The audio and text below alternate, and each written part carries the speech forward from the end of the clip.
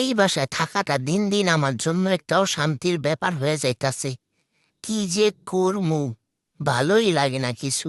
সুন্দর শান্তিতে আসছিলাম না, আম্মা কত দিয়ে অশান্তি লই আইছে।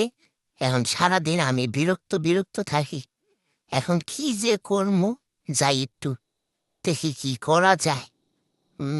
পানি পিপাসা লাগছে, কিন্তু আবার সুন্দর খাবারের ঘ্রাণ পাই না। খাবারের কাছে যেমন একটু পানি খাই আসি যাই। উম দেখছানি পানির অবস্থাটি কি করছে, বমি আসে আমার। পানি খামু না, কিসের জানি গ্রাম আসতেছে খাবারের। এই দেখছ, আমারে রাইখা এদারে খাওন দিয়ে রাখছে।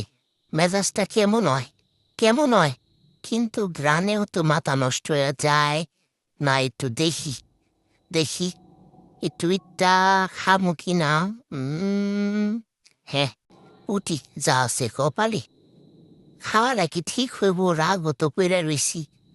না থাকে একটু দেখি, খাইয়েই ফেলাই। অনেক খিদা লাগছে। না থাক, রাগ ভাঙ্গন যাব না।